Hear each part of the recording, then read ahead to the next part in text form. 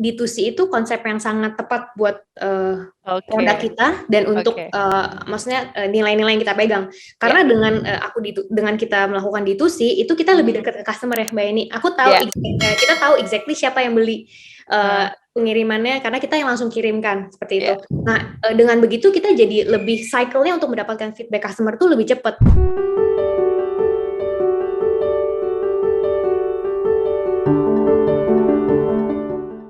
Discussion kembali hadir bersama saya Yeni Yusra dan kali ini kita akan berbincang-bincang dengan CEO Grow, Jessica Martin. Hai Jess, apa kabar? Sore Mbak Eni, kabar baik. Gimana kabarnya? Oke. Sehat, alhamdulillah masih remote working di rumah tapi enjoy aja ya. Ya, sama aku juga. Oke Jess, sebelum kita dive in ke conversation, mungkin Jessica bisa cerita Grow itu sebenarnya apa sih? Oke, thank you untuk waktu dan tempatnya ya, Mbak Eni ya. Senang banget bisa sharing tentang Grow. Sebetulnya dari namanya mungkin udah sedikit memberi kisi-kisi gitu ya. Ya, Ini sesuai banget sama satu filosofi dari perusahaan kami, tentunya inginnya grow terus. Dan juga sebenarnya ini mendeskripsikan banget customer yang kita serve ya. Adalah oke. anak-anak atau bayi yang dalam tahap perkembangan yang cepat gitu. Growing-nya cepat Hmm. banget gitu, waktunya nggak berasa. Nah, ini mulainya seperti banyak-banyak startup lain ya, mulai dari permasalahan gitu yang emang kita observasi. Grow sendiri, ide untuk memulai Grow memang ini hasil juga tentunya diskusi, bukan hanya ide satu orang. Aku Oke. dan teman-teman co-founder kita melihat di sekitar kita gitu ya, teman keluarga banyak yang ternyata kesulitan gitu untuk memberikan makanan atau nutrisi terbaik buat anaknya, terutama kalau orang tuanya sibuk ya, nggak harus Hmm. kerja kantoran, WFH juga kan sibuk gitu ya, Ya, atau mungkin ada usaha sampingan seterusnya. Akhirnya kita merasa ini bisa jadi suatu opportunity bisnis, terutama aku sendiri juga kan ngalamin gitu ya sebagai orang tua baru, orang tua muda. Kalau kita orang dewasa enak ya, kalau nggak sempat masak, aduh tinggal klik makanan nyampe gitu. Kalau buat anak kecil coba deh dibayangin tuh opsinya itu sangat terbatas loh gitu. oke. Masa iya harus melulu hanya pilihannya makanan instan gitu kan. Kan rasanya sebagai orang tua kayaknya kalau ngasih instan seolah-olah mengkompromi gitu ya Ya. kualitas gitu ya untuk anak. Nah, makanya kita melihat ini jadi suatu opportunity untuk bisnis baru atau solusi baru gitu. Ketika awalnya launching tahun 2020 lalu, first step yang dilakukan oleh Jessica dan tim tuh apa sih? Apakah membuat produknya dulu atau karena ini masih baru jadi masif di kegiatan pemasarannya, Jess? Tentunya kita mulai dari produk dulu. Oke. Karena kalau dari kita sendiri percayanya harusnya produk ini kita nggak perlu susah. Kalau produk yang baik itu kita hanya perlu mengawinkan aja dengan customer-nya gitu kan. Ya. Kalau memang produknya baik, maka sebetulnya word of mouth atau organic marketingnya akan terjadi dengan sendirinya gitu ya. Dan Ya. puji Tuhan memang itu yang terjadi di awal gitu. Karena kalau di perusahaan rintisan kan marketing budget dan seterusnya terbatas ya, Mbak Ya. Heni ya. Jadi memang kita tumbuh itu banyak sekali dibantu oleh pelanggan kita. Pelanggan kita Ya. adalah ya itu ambasador kita gitu. Mhm. Dan untuk kita bicara produk bayi itu konsiderasinya sangat tinggi untuk customer. Jadi kalau ngelihat iklan sekali online itu mungkin tidak akan membuat mereka teryakini atau terconvince untuk beli ya. Pastinya perlu tanya teman dan seterusnya lah. Mungkin mirip dengan kita skincare ya, nggak mungkin lihat satu iklan pakai gitu, pasti baca review dan seterusnya. Nah, produk yang konsiderasi tinggi seperti ini, seperti Grow ini memang baiknya dan kita juga merasakan sendiri impact-nya dari word of mouth gitu. Makanya kenapa kita Oke. selalu ngedepanin customer kita sebagai ya ambasador kita gitu Ya. untuk marketing. So far udah berjalan bisa dibilang hampir 2 tahun ya, Ya, more or less ya. ya. Masih ada nggak sih challenge mungkin dari sisi edukasi? Karena kebanyakan kalau produk baru, startup tuh beratnya di edukasi nih. Kalau dari Grow sendiri, itu menjadi challenge nggak sih? Atau karena produknya memang target usernya jelas gitu lah ya, apa ya orang tua muda atau orang tua yang masih baru punya baby, jadi sebenarnya mereka justru welcome dengan produk dari Grow ini. Ya, kalau bisa dibilang kita cukup senang dengan antusiasnya ya. Di awalnya Oke. kita berpikir produk ini tadinya yang kita ada di kepala itu adalah ketika mendesain ini mungkin primary-nya adalah working mom. Oke. Hanya ibu-ibu yang bekerja kantoran gitu. Tapi Iya. ternyata lebih masif dari itu, Mbak Yani, karena kita bisa lihat maksudnya dari 1,5 tahun ini cukup tinggi ya jumlah penjualan. Aha. Terus ada juga request lah untuk orang tua dari luar kota gitu ya, yang saat ini sayangnya kita belum bisa serve gitu ya. Nah, itu antusiasme kayak gitu membuat kita jadi terbuka dan kita tahu kalau permasalahan ini ternyata lebih besar dari yang kita bayangkan. Jadi Oke. permasalahan kesulitan memberi makanan yang convenient untuk anak itu bukan hanya untuk ibu yang bekerja, ibu yang di rumah pun kebingungan gitu, karena lagi-lagi kalau untuk orang dewasa mungkin kita masak misalnya 50% of the time. Tapi 50% of the time, the other time itu mungkin kita enaknya kan beli dari luar. Nah, opsi untuk beli dari luar itu yang belum tersedia ketika kita bilang makanan anak kecil gitu loh, yang fresh itu belum tersedia. Nah, maka itu kita juga sekarang ini kita sadar kalau produk Grow ini memang dibutuhkannya untuk moms titik gitu, nggak ada istilah stay at home atau working moms. Emang semua ibu itu butuh ini, terlepas dari di rumah ada bantuan, misalnya katakanlah ada ini ya pengasuhnya gitu ya, ada bantuan pengasuh pun mereka kan bukan ahli nutrisi kayak gitu. Tetap harus nanti ujung-ujungnya juga ibunya yang akhirnya berpikir juga kan apa yang mau dikasih makan ke anaknya, mungkin lah proses masaknya dibantu, tapi kan dari end to end-nya misalnya planning menunya, kemudian dikonsultasikan ke dokter apakah komposisinya sudah baik dan seterusnya. Nah, itulah end to end itu yang kita coba bantu di Grow. Nggak hanya proses masak dan labor intensifnya aja, Mbak Yani. Ya. Gitu. Menarik ya, Jess. Tadi Jessica sempat mention kalau belum banyak produk makanan yang bergizi untuk anak-anak ya, terutama balita ya. Ini target dari Grow sendiri kan ya? Iya, betul. Correct me if I'm wrong. Artinya dengan adanya produk Grow ini jadi mengklaim pionir nggak sih dengan konsep perusahaan rintisan gitu loh, yang building from scratch, atau ternyata kompetitornya dari Grow sendiri adalah perusahaan FMCG yang ternyata sudah menawarkan tapi mungkin harganya tidak terjangkau dan belum terlalu banyak di pasaran gitu? Kalau aku melihatnya mungkin lebih ke kita saling melengkapi ya. Dalam arti misalnya kita kalau contoh lagi gitu ya, analogi orang dewasa, mungkin kita sesekali makan makanan instan iya, tapi apakah itu menjadi solusi 100% of the time kan tidak bisa gitu kan. Pada ujungnya kita butuh dua-duanya, butuh yang fresh iya, sesekali butuh yang instan iya. Jadi kita lebih melihat kita adalah komplement yang sangat baik untuk apa yang ada di market sekarang. Karena kalau bicara market makanan bayi, memang ini salah satu market yang mungkin agak tradisional, dalam artian kalau kita bicara makanan bayi, yang ada di kepala kita adalah pemain lama dan besar gitu ya. Mungkin ini kayak banking atau transportasi 5-10 tahun yang lalu gitu ya. Jadi itu adalah market yang udah terbentuk dan udah lama, begitu nggak banyak goncangannya, belum banyak ada terobosannya. Nah, kita mau coba seperti itu. Tapi kalau dikatakan kita pionir atau enggak, mungkin aku bisa bilangnya seperti ini. Di negara lain itu sebetulnya ada contoh perusahaan-perusahaan rintisan makanan bayi gitu. Jadi bisa dibilang kita mengadopsi dan juga menyesuaikan konsep dengan kebutuhan di Indonesia. Jadi misalnya katakanlah kita benchmarknya banyak ya ke negara lain, misalnya Amerika, Jepang, India gitu ya. Itu ada perusahaan-perusahaan makanan bayi yang baru, penawarkannya makanan yang fresh tentunya, tapi memang ada sedikit USP yang berbeda lah gitu. Contohnya kita ambil contoh di Indonesia itu memang orang tetap lebih prefer makanan fresh.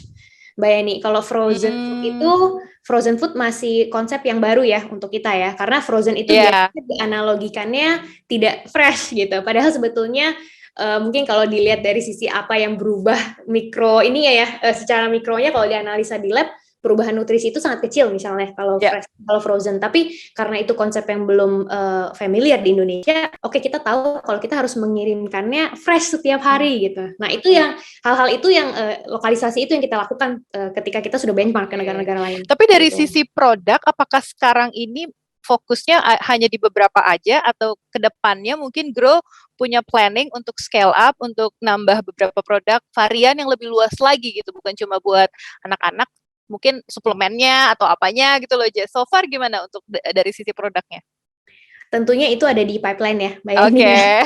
Karena gue kebayang banyak banget nih yang bisa lo masukin sebagai additional kan? Ya, betul. Doain aja untuk eksekusinya. Mudah-mudahan bisa terlaksana dalam waktu dekat.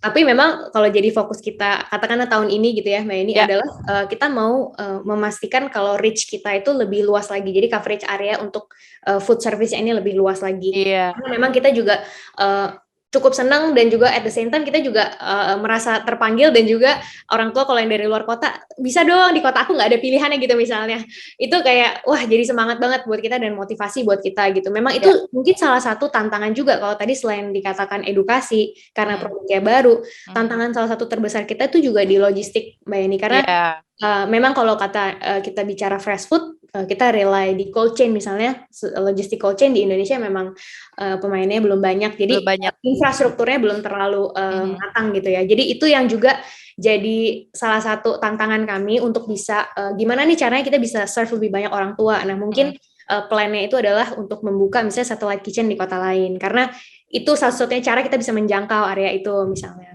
Tapi gue sih kebayangin nanti sebenarnya untuk bisa mengatasi masalah itu lo bisa jadi kolaborasi dengan pemain logistik yang ternyata memang menyediakan cold chain dan lainnya ya. Tapi itu planning dari growth tentunya udah masuk dalam pipeline ya. Ya. Kita ngomongin soal konsep atau model bisnisnya. Kalau misalnya, correct me if I'm wrong, Jess.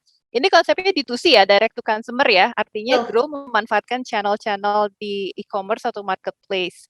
So far gimana nih? Apakah nge-boost dari Grow sendiri atau justru tidak terlalu terlihat karena mungkin produknya sangat niche? Kalau aku bilang ini D2C itu konsep yang sangat tepat buat produk kita dan untuk maksudnya nilai-nilai yang kita pegang. Karena dengan kita melakukan D2C itu kita lebih dekat ke customer ya, Mbak Eni. Aku tahu kita tahu exactly siapa yang beli pengirimannya karena kita yang langsung kirimkan seperti itu. Nah, dengan begitu kita jadi lebih cycle-nya untuk mendapatkan feedback customer tuh lebih cepat. Mungkin karena itu juga lah yang bikin kita dalam 1,5 tahun ini iterasinya sangat cepat gitu. Karena kita cepat dapat feedback, kemudian kita cepat juga memperbaiki diri, jadinya bisa memberikan produk yang lebih bagus gitu kan. Mungkin yang kita paling senang itu adalah kalau misalnya ada customer yang memberikan feedback, kemudian beberapa bulan kemudian masukan dia itu benar-benar kita realisasikan dan mamanya ingat gitu. Oh ini udah jauh lebih baik ya, gitu. Sesuai dengan inputnya dia. Nah itu ada kembanggaan tersendiri dari loyal user ya. Jadi pastinya dari user juga akhirnya dia senang, dia merasa menjadi bagian kan dari perjalanan kita gitu, karena feedbacknya memang didengar beneran gitu. Kita suka sih. Iya, konsep D2C ini memang sekarang juga makin seksi dan makin banyak dilirik oleh investor, dan congrats buat Grow baru-baru ini baru saja mendapatkan seed funding ya dari beberapa investor dan pentolan-pentolan startup yang udah punya nama. In terms of investing, fundraising, apakah saat ini waktu yang tepat untuk Grow melakukan fundraising atau ternyata penawaran dari investor sulit untuk Jessica tolak nih, Jess? Kita sebetulnya sedang in the middle of discussion juga ya with potential investors. Cuman memang bedanya kalau di round sebelumnya itu kita lebih fokus ke angel ya, karena memang produknya juga waktu itu baru, bahkan juga ada beberapa investor yang memang punya keyakinan yang cukup kuat dengan konsep kita sehingga support kita tuh dari awal banget gitu sebelum ada traction gitu. Tapi kalau saat ini kita fokusnya lebih memang mencari institutional investor seperti itu. Nah itu lagi ada discussion juga dengan beberapa potential lead lah. Nanti mungkin aku akan diskusi ya kalau memang sudah waktunya. Ini pastinya.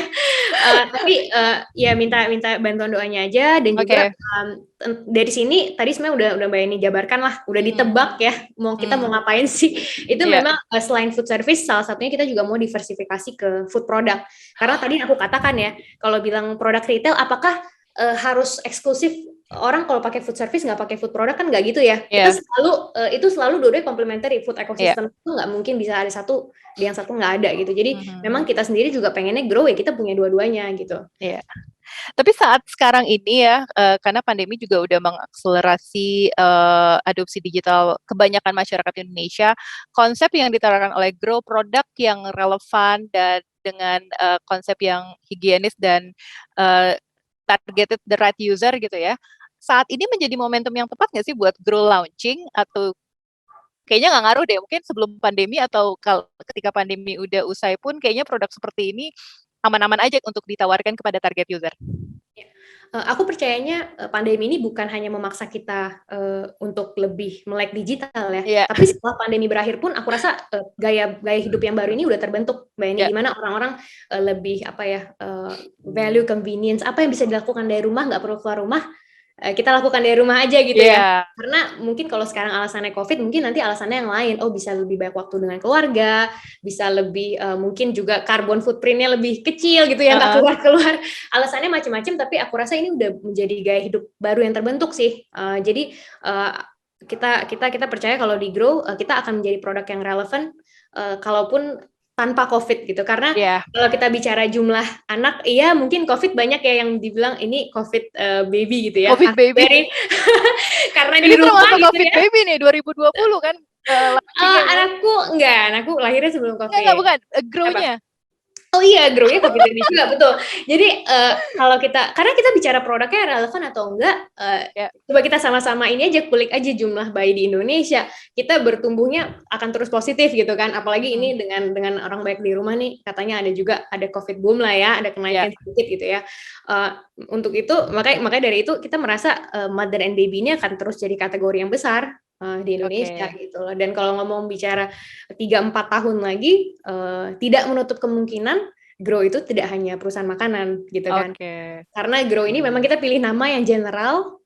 Ketika anak bertumbuh itu yang diperlukan apa sih? Nggak cuma makanan. Makanan adalah faktor utama, itu core. Makanya kenapa kita milih ini jadi core kita. Tapi kalau bicara apa sih yang orang tua butuhkan, solusinya wah banyak banget Mbak ini. Bukan cuma makanan aja. Gue udah kebayang deh, pasti lo bakalan masukin yang ini. Aduh, good strategi ya dengan nama yang sangat-sangat simple tapi to the point gitu ya.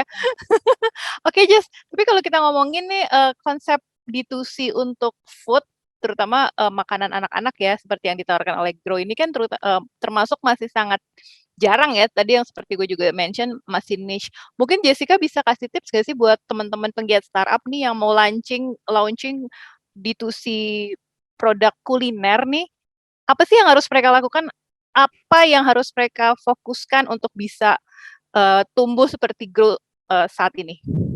Oke, kalau aku sih karena melihat kondisi ya COVID dan seterusnya, memang aku percaya dengan online first gitu. Aku lumayan percaya dengan konsep kita online first.